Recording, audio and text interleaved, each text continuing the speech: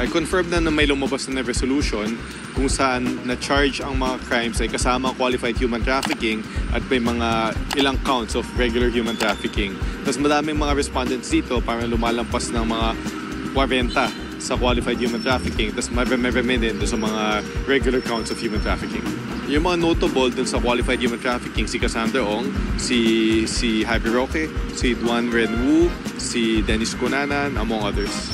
Basta napakita na involved ka dun sa pagpundar, no? Pagpundar, pag-organize ng isang institusyon na nagamit sa human trafficking, maaari kang makaso doon. At ang mga respondents ay may kita nyo naman, may kanya-kanyang kontribusyon sa pagpundar ng Pogo dito sa Porac. Yung mga lumabas sa kasi di ba yung depensa naman ng mga iba dyan na sinasabi nila na magkahiwalay yung Lucky South 99 tsaka yung Whirlwind, no? Pero para sa mga fiscal, tinuring nilang iisang grupo to, no? Talagang walang separation of corporate entity dito at kung anong mga ginawa para sa Whirlwind at ginawa para sa Lucky South 99 ay iisa lamang. Kaya ginawa Javi Roque, kay Attorney Roque, makita man naman makasama doon na siya mismo nanggaling sa kanya, abogado siya ng Whirlwind. Tapos may lumabas doon na siya ay pumunta.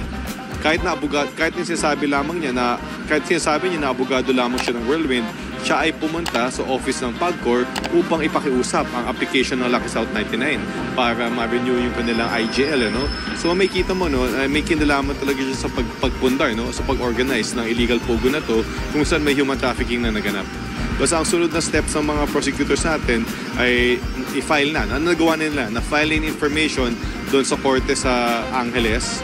Pero may order yung Supreme Court na yung mga kaso in relation to illegal pogos na nangyayari sa Luzon ay ililipat sa Pasig kung saan nagaganap na ngayon yung kaso lamang kay Alice Guo.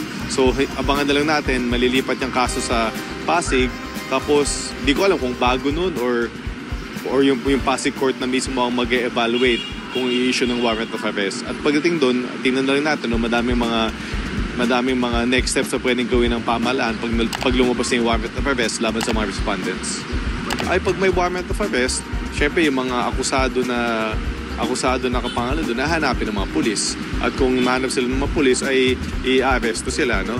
Yung mga wala naman dito ay matuturing fugitive from justice at may mga ibang mga options sa dyan yung pamahalan natin. Kasama na doon yung pag-cancel ng kanilang passport, kasama na doon yung paglagay sa kanila sa red list, no, ng Interpol. So madami namang options pag hindi matupad yung warrant of arrest sa mga ibang akusado.